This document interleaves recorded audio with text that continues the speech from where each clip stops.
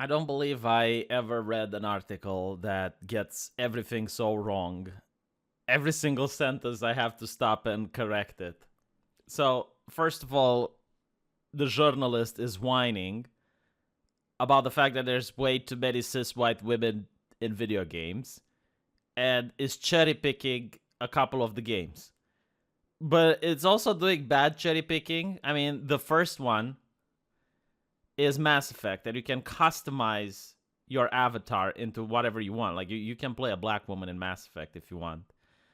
Second one is a villain in Resident Evil that is incredibly popular with the fandom. Like, I don't know why. What is wrong with you people? Like, is Bowsette not popular enough? Why do you have to go for this? Just because she's a little bit tall, right? But I'm pretty sure the same journalist would complain if this villain was a black woman of color that's chasing the protagonist all across the mansion. Like, there is no way to please this journalist at this point. You put a white woman, it's not okay. You put a black woman, oh my god. Not to mention, you know, I know I have to say, not all white people are the same. This lady clearly is inspired from Eastern Europe, and there's very few Eastern European characters in video game if you really care about diversity, but whatever. And then third, like, what the fuck is this? Like, do you honestly think that this is a woman? How do you know? I mean, I played a little bit of the game. She or he never used any pronouns. Like, they didn't identify it anyway. How do you know this is a woman? Legit question. The future is bright for the coming and upcoming crop of AAA games. The future is very dark for the AAA industry. Not kidding. Like, 10 years ago, you would have 5 or 6 major titles coming up every month. Like, people were really excited. Nowadays, there's maybe like 2 or 3 titles a year. Like, the AAA gaming industry is doing quite poorly. And I would say that part is because of the journalist gatekeepers, as we're going to see in a bit. So they talk about how, you know, people are really happy and this is positive. But then they go on and say, when I look at this game, my excitement dims into frustration. So the same journalists, they're always complaining that gamers are entitled. But like, gamers at least pay for the video game. Journalists get these products for free most of the time. And they act like they're shareholders at the company. They act like they're the masters of the corporations, and the companies need to obey them. And they're going to use this on as criticism in order to demoralize the companies so that they can create the games they want, but not the games the consumer wants. Because again, like, this journalist points out, like, no, the consumers are very happy with these games. Like, they're very excited about them, but she is not very excited about it, and because of that, gaming needs to change. Regardless if the change is going to alienate some of the consumers or not. This is the problem with the video gaming industry. It's because the gaming industry, instead of being creative, constantly listens to game journalists who are not their audience. They don't buy your games. Even the camera turned away. Like, the camera looked away in shame. Let me just... These GameStar women, monstrous women, badass women, or furry women, they're talking about Ratchet and Clank. All the women are white or voiced by white actresses. Oh no. Do you, like, who are the people putting money into this? Or like, why is this journalist, I assume like she's a person of color, Ash Parrish. Ash Parrish? Ash Parrish. Why did Ash Parrish decide to go into the video gaming industry as a journalist rather than start her own company and create whatever fucking game she wanted? Who on earth plays games based on the skin color of the character? Like, I don't care, you know, like, I can play Japanese games that have only Asian people in it. That doesn't matter. Like, is the story good or not? That's the only thing that matters. And a lot of video game developers have completely forgotten that. Yeah, white people. White people. Using white people money, making white people video games. But not to mention, you know, like, this is so cherry picked. Like, most video games nowadays allow you to customize your avatar. I mean, you get Baldur's Gate. You can play a black person in Baldur's Gate. What else do we got? We got God of War. Oh my god, but God of War is white. Yeah, he's voiced by a black guy. And by the way, like, excellent voice casting. Putting Teal'c Yeah, it's the actor who played Stargate Teal'c, Christopher Judge. Putting Christopher Judge as the voice of Kratos, brilliant decision. Smart casting choice. Yeah, that's coming. I mean, I can just cherry pick, 3 games and show that there is a lot of diversity. But anyway, when companies want to look progressive and inclusive, they hire white women. Yeah, because diversity officers don't really care about the gender or the race. They care if you speak the speech, like if you're woke. And the overwhelming amount of woke people that are into the video game industry happen to be white women. Sad but true. Now, it is a choice, right? Because you, Ash Parish, you could have chosen to get a job at a video gaming company. But instead, you went to Kotaku.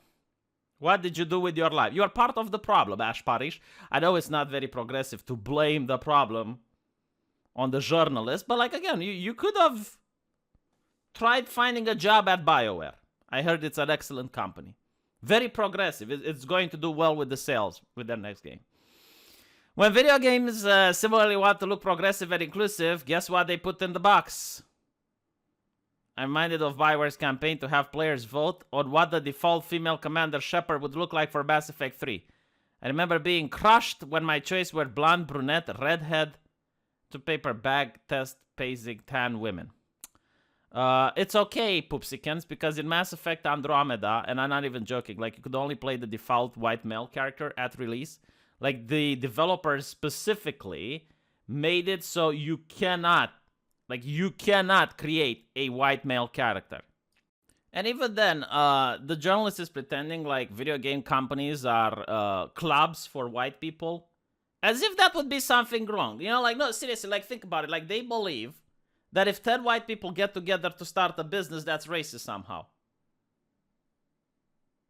Whatever, you know, fine. Even if you believe that, look at Manver here, which is the designer of Mass Effect Andromeda.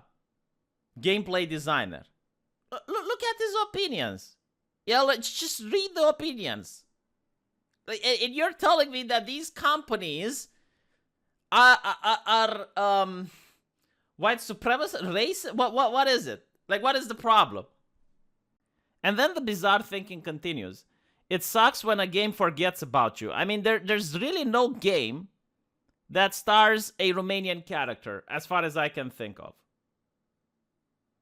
Hitman 47 is the closest thing, but he's like a clone in Buc. I guess he could be Romanian.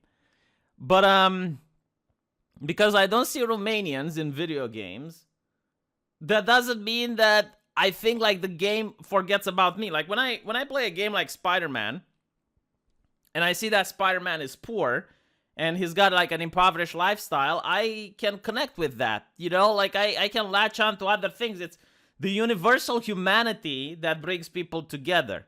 This identity politics bullshit, I think, creates sociopaths. Like, you're telling me you can't really connect with another character unless he shares the same skin color as you and the same gender as you. So, I guess I should be able to connect with the Joker because both of us are white by this logic. Like, or maybe I can connect with Batman because me and him is white, even though Batman is a billionaire. Well, actually, he's a trillionaire now. You know, like, they keep making him richer as the years go by. Did you notice that? Like, at first he was a millionaire. And then as the dollar depreciates in value, he became a billionaire. And now he's a trillionaire. Like, he keeps becoming richer. Not kidding. Look it up. So they talk about Overwatch, in which its colorful, disabled, and queer characters are a large part of its appeal. No, the fucking is a large part of Overwatch's appeal. I'm not even kidding. Like, a lot of people saw Overwatch on Pornhub, and they went like, oh, wow, these are some cool characters, and they bought the game. I know people that did it. Like, it's on forums. Like, people who saw the rule whatever Overwatch, and they were like, yummy, yummy. But, I don't think there is a single person in the world that saw a black person on the box, and they're like, oh, that guy is just like me, I'm going to buy the game. I mean, imagine this. You're a white guy and you see Lara Croft on the box and you're like, God damn it, I can't empathize with this character. No, I'm not going to buy the game. It doesn't represent me. Like, First of all, it's British, which is the worst, and then it's a woman. Like, I just can't. I can't play it. Yesterday, the Overwatch League announced an MMA-themed skin that featured cornrows for one of its female characters. After seeing the skin, I joined cornrows, a style weren't popularized by black women. Got added the game. Oh, yeah. They're actually complaining about cultural appropriation because, you see, the hairstyle of a character is very important. Like, you think it's your hair, all right? Like, you would think that this hair is yours and it belongs to you and you can do whatever you want. No, you can't have dreads because if you have dreads, it's cultural appropriation. You might as well genocide people. I hope it's going to be made illegal in the future to use whatever you want with your hair. And then it's like, the buzzword, it's erasing effect. So if I create a video game where I don't have black women, I erase black women in real life? Is this how it works? Okay, we can fix global warming now. You just make video games without white people, I suppose? Or who is the majority? You just create video games without white people and you erase white people, right?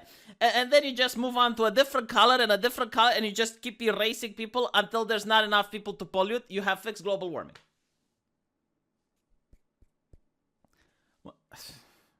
No, seriously, like there was like another person on Twitter and it's like black women exist.